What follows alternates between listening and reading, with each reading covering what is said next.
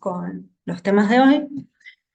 Como les decía, el daño del sistema inmune que genera el virus del HIV eh, no se da, o sea, se da por múltiples mecanismos que tienen que ver con el daño al linfocito T CD4, que es al que el virus infecta, sino que además genera disfunción en otras estructuras del sistema inmune.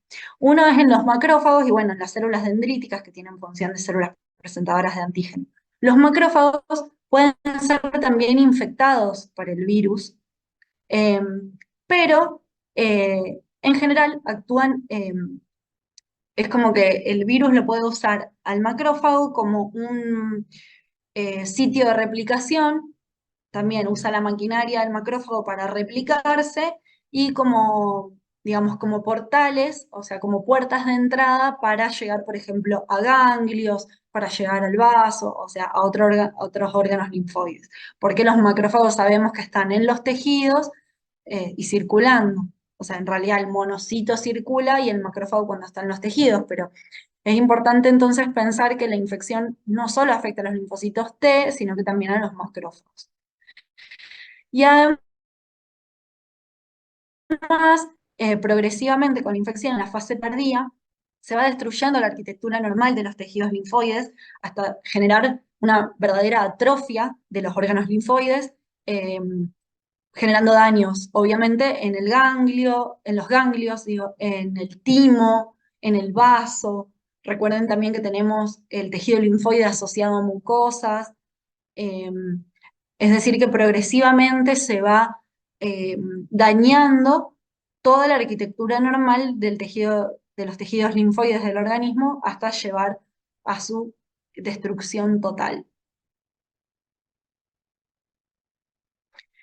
Bueno, acá hay un poco más de lo mismo, de esto de la fisiopatogenia, de la lesión. Lo importante es esto, que sepan que el virus infecta los linfocitos T, estos linfocitos T CD4 van a disminuir en número por todo esto que mencionábamos previamente, y eso va a hacer que haya mal control de infecciones, porque no hay linfocitos TCD4, entonces aparecen lo que llamamos las enfermedades oportunistas, aprovechan la oportunidad de que hay pocos linfocitos T para desarrollarse, eh, y además se generan distintas lesiones como alteraciones de las barreras y activación paradojal del sistema inmune, generando múltiples trastornos. Ahora lo vamos a ver bien, esto por ahí es más confuso el gráfico de lo que debería ser.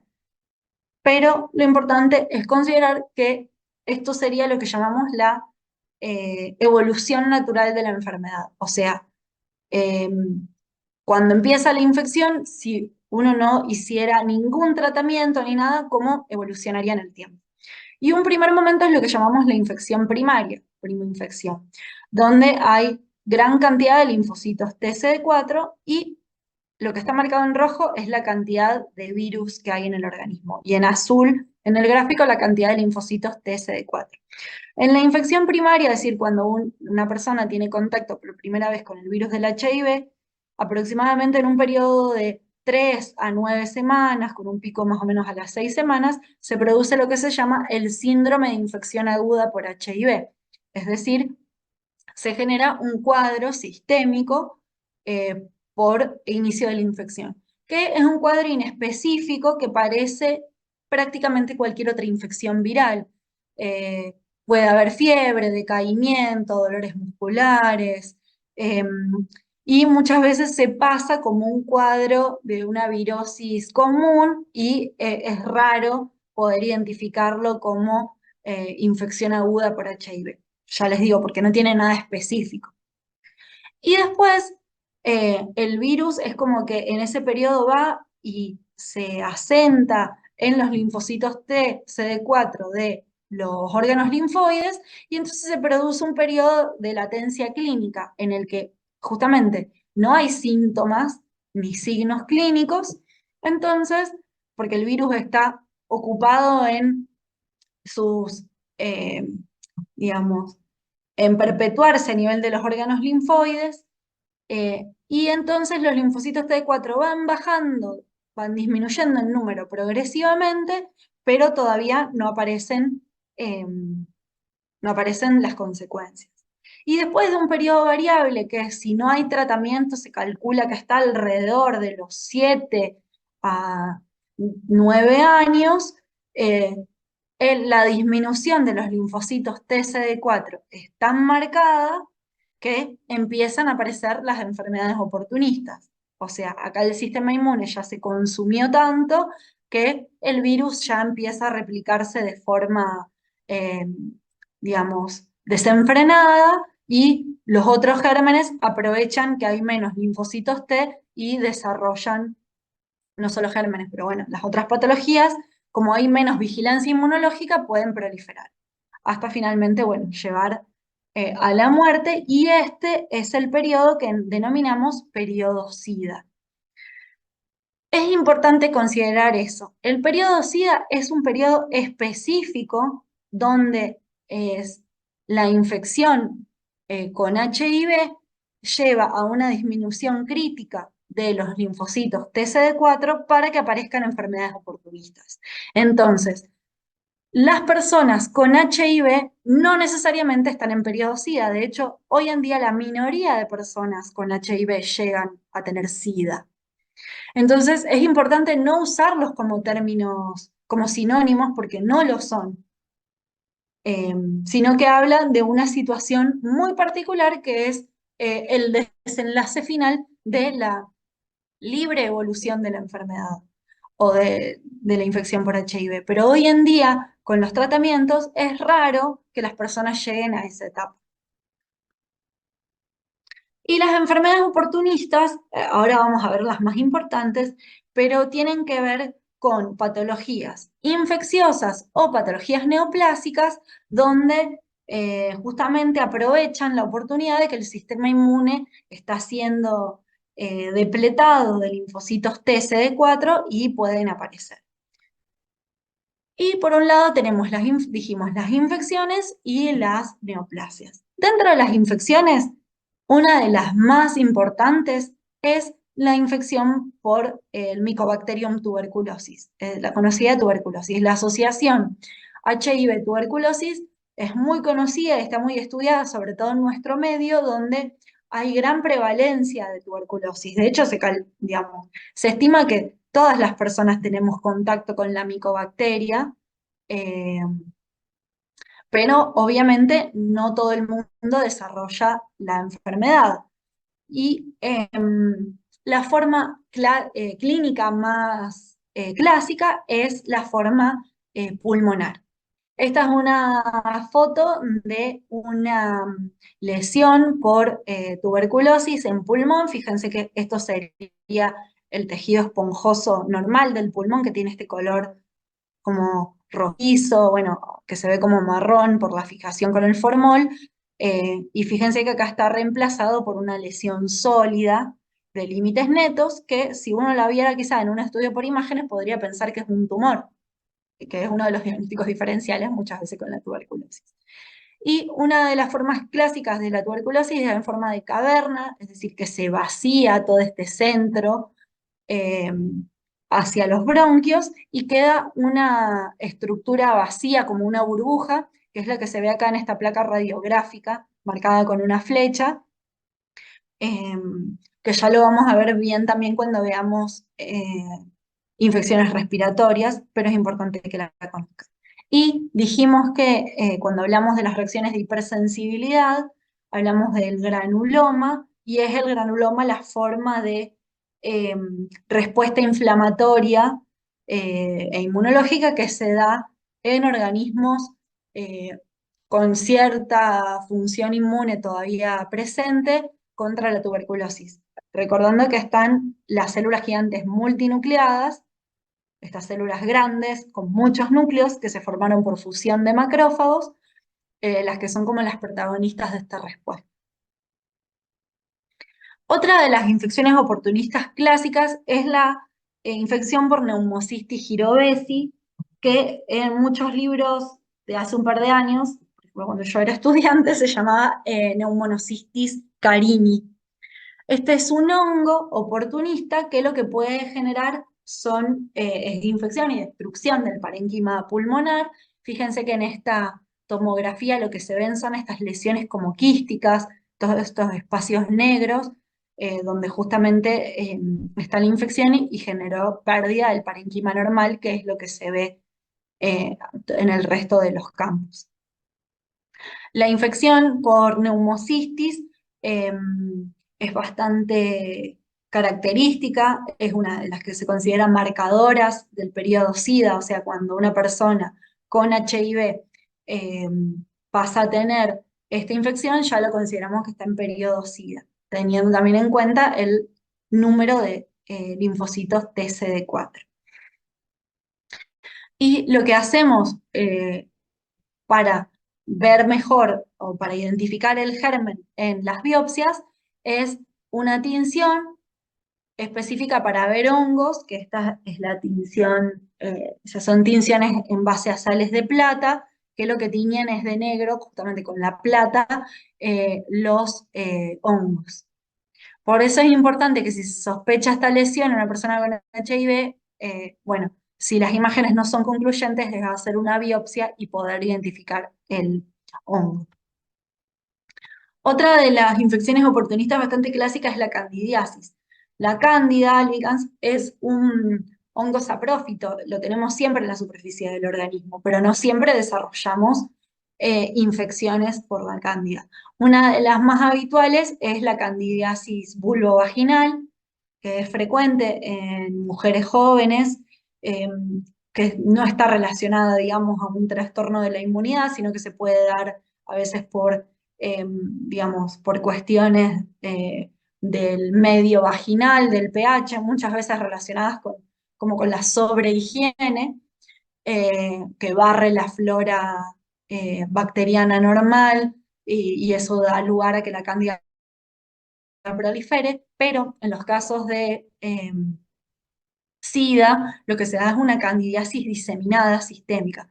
Acá esto es una imagen de una endoscopía digestiva, donde el esófago está completamente tapizado por estas placas blanquecinas que parecen como grumosas, como si fuera como eh, espesas, como de algodón o como de queso crema, están descritas de distintas formas, que son las placas de cándida, que cuando hacemos una biopsia, un cultivo, vemos que estas son estas estructuras en hifas, como ramas, digamos, son las hifas de cándida que hablan de la infección. Otra de las infecciones oportunistas conocidas son por el citomegalovirus, donde este virus, uno de los sitios como que más le gusta para afectar en estos pacientes es la retina. O sea que va a generar patologías oculares, particularmente suele asociarse a, digamos, suele manifestarse en la mácula, o sea que hay pérdida de la agudeza visual y eso le genera obviamente muchos trastornos para la vida cotidiana a la persona. Por eso también es importante reconocerlo. Y después pasamos por otro lado a las neoplasias. Una de las más características, que era la que se había hecho como muy famosa durante la década de los 80 con con los primeros reportes de infecciones con HIV y periodo SIDA, es el sarcoma de Kaposi. Como lo dice el nombre, sarcoma es una neoplasia maligna mesenquimática. Esta es particularmente tiene que ver con las células del mesénquima y de los vasos sanguíneos, ¿sí? Como es una neoplasia que tiene que ver con las paredes de los vasos, o sea, se forman nuevos vasos, como vemos acá en la imagen, que tenemos todas estas células fusadas, alargadas y vasos sanguíneos llenos de glóbulos rojos, se va a ver justamente como una lesión rojiza macroscópicamente o al examen clínico. Ojo, porque el sarcoma de Kaposi no es exclusivo del SIDA. Personas con otras inmunodeficiencias pueden desarrollar también sarcoma de Kaposi, ¿sí? No significa que porque una persona tenga sarcoma de Kaposi es eh, portadora de HIV o En realidad, portador de HIV no hay que decir más, digamos, convive con el HIV eh, o tiene SIDA, está en periodo SIDA de su infección, ¿sí? Así que pueden darse en otras situaciones, pero es importante que si identificamos alguna lesión así en placa, rojiza, sobrelevada, de este color como vinoso, habla de que hay una proliferación de vasos sanguíneos. Una de las formas puede ser el sarcoma de Kaposi. Hay muchos tumores de vasos sanguíneos, entonces no siempre la imagen es sarcoma de Kaposi. Les digo porque después es como que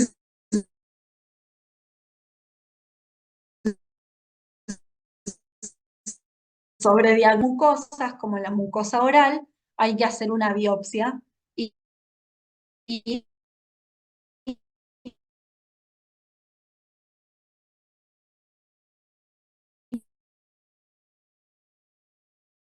eh, definirla justamente el estudio.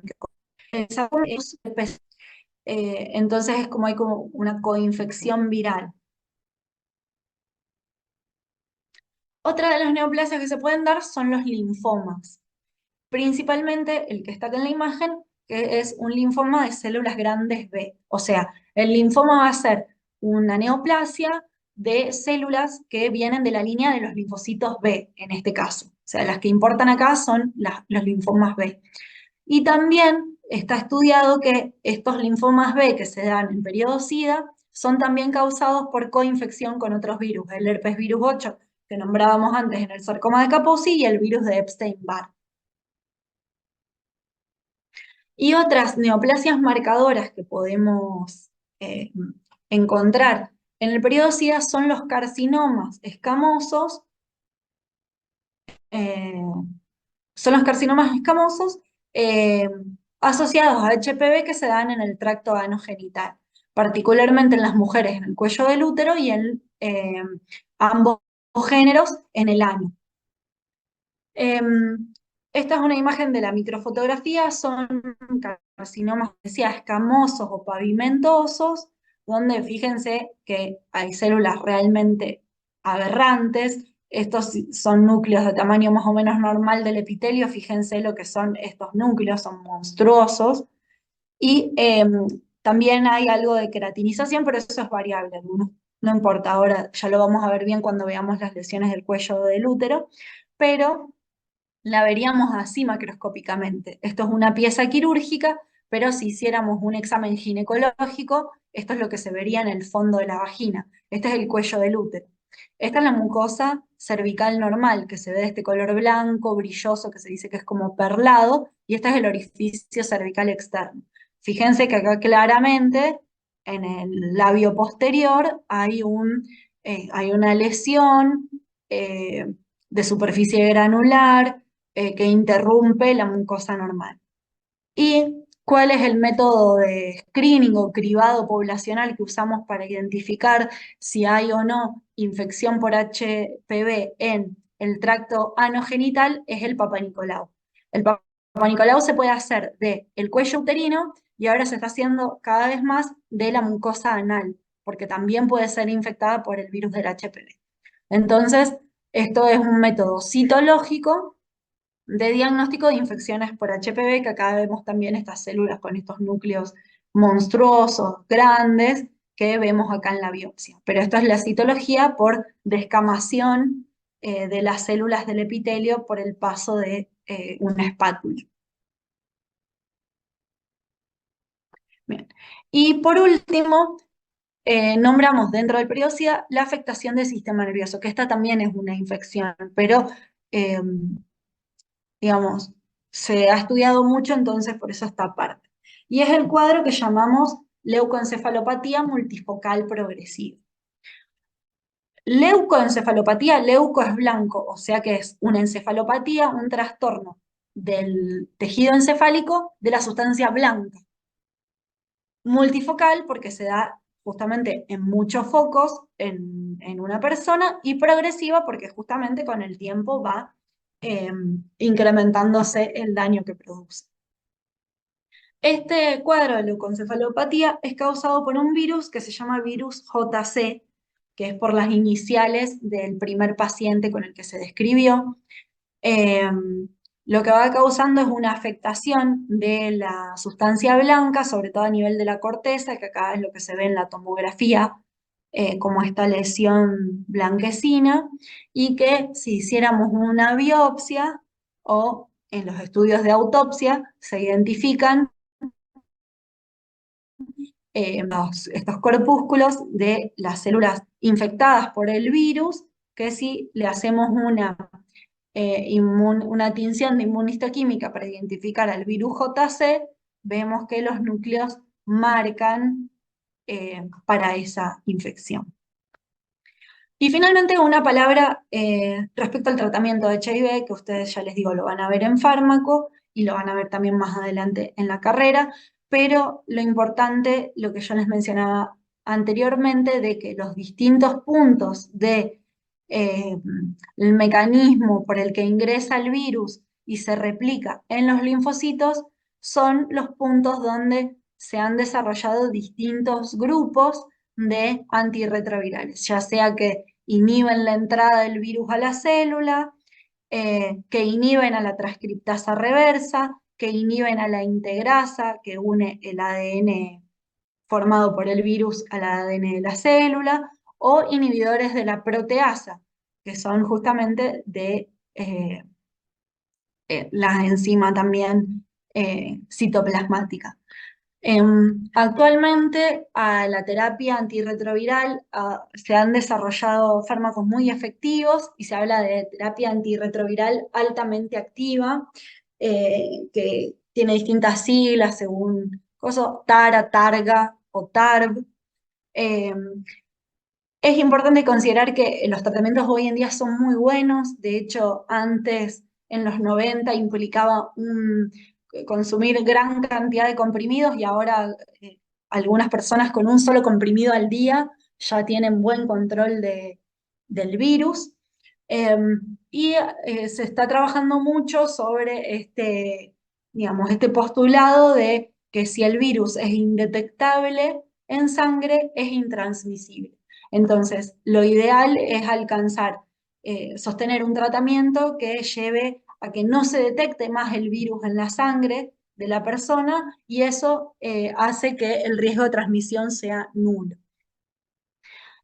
Así que bueno, importante también considerar esto. Antes ni se pensaba en que una persona con HIV no pudiera transmitir la enfermedad y ahora sabemos que con estos tratamientos de última generación es posible y hoy en día las personas que cumplen este tratamiento tienen calidad de vida y pronóstico de vida igual que personas que no tienen HIV.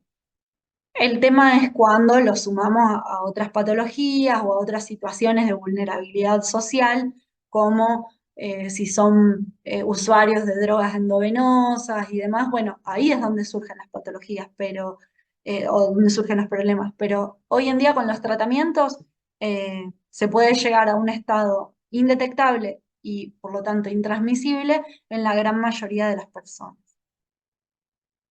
Bien. ¿Alguna duda de lo de HIV? Nos quedan dos palabras de amiloidosis, muy, muy general, y con eso terminamos. ¿Pero algo que quieran preguntar de HIV? Bueno, lo interpreto como una negativa. Yo sé que están recansados, yo estoy cansada de hablar, pero es tanto lo que hay que abarcar en este tema que incluso resumiendo lo más posible, no pude reducirlo más. Se entendió, pero todo, profe. Buenísimo, muchas gracias. Bueno, y vamos a hacer un último comentario sobre amiloidosis. Em, es más que nada ahora para que les quede claro como el concepto de amiloidosis, porque después cuando veamos patologías renales, digamos, vayamos viendo distintos órganos y sistemas, nos vamos a ir reencontrando con la amiloidosis. Lo mismo que les dije con el lupus. Son patologías sistémicas y por ahí las vamos a ir terminando de cerrar y de comprender mejor a lo largo del cursado de la materia, pero es importante que ahora entiendan justamente la definición y el concepto.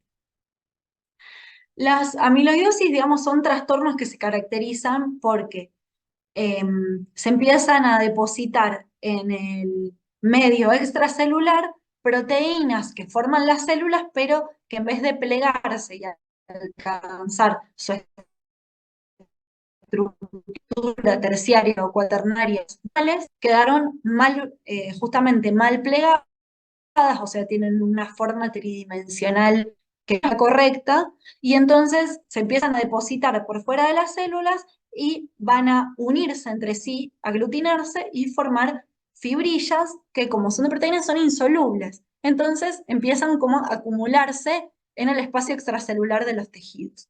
El tema es que al estar estas fibrillas de proteína en el medio extracelular, se les empiezan a unir por atracción química otras moléculas, particularmente los proteoglucanos y glucosaminoglicanos.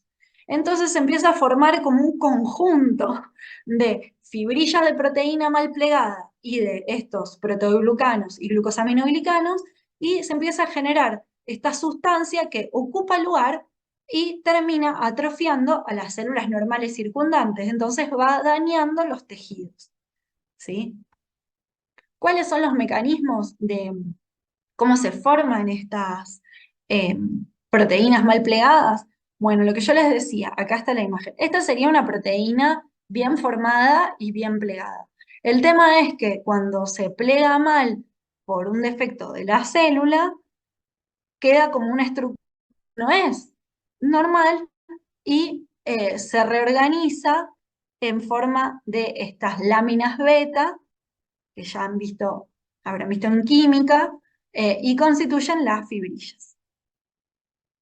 Tenemos después las situaciones donde se produce demasiado, un exceso de proteínas, entonces algunas se pliegan mal.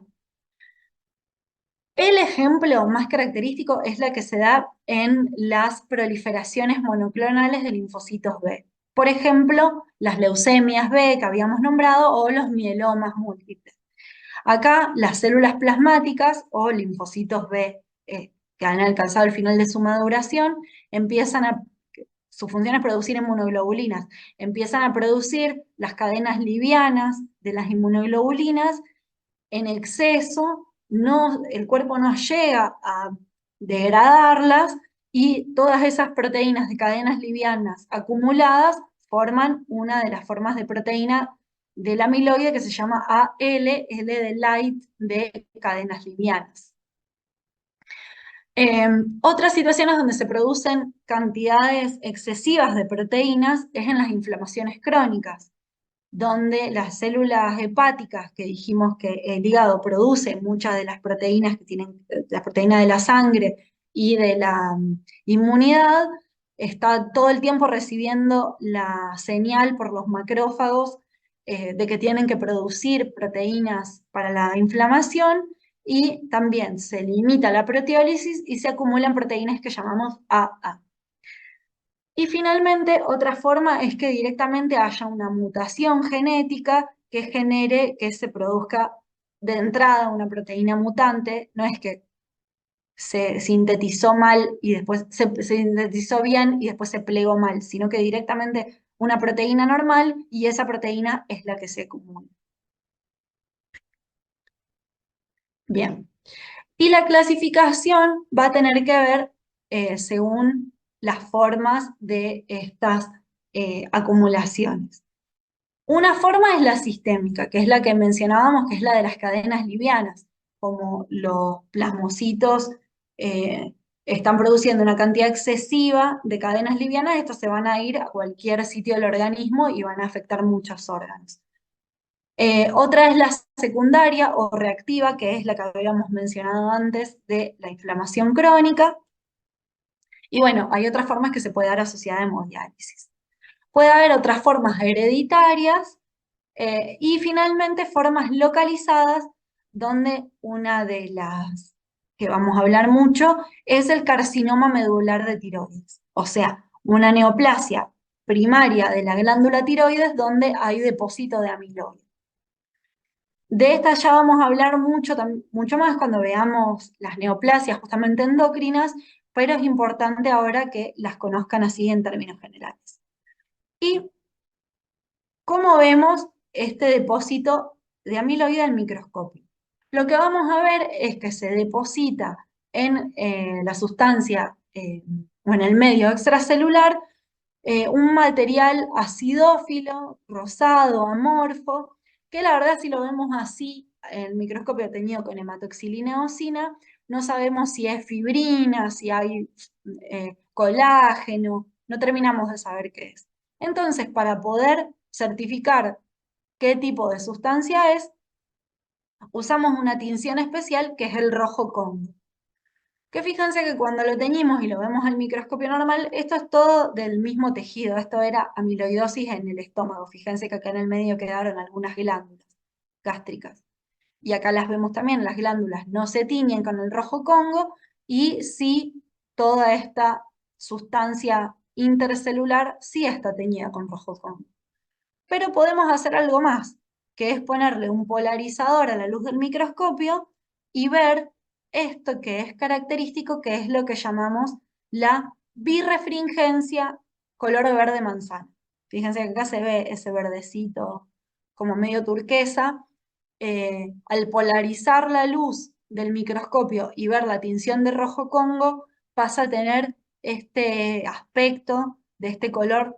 Las fotos nunca le hacen como mucha justicia, es bien brillante y llama mucho la atención, parece algo eh, como si tuviera justamente brillo propio, y esto es lo que nos ayuda a hacer el diagnóstico de amiloidosis. Entonces, si sospecháramos amiloidosis de alguno de los tipos que vimos antes, tenemos que hacer una biopsia para poder mirarla primero con hematoxilina eosina y después con rojo Congo y luz polarizada, y con eso hacer el diagnóstico de amiloidosis. Y eso es todo lo que vamos a hablar por hoy, porque ya es mucho.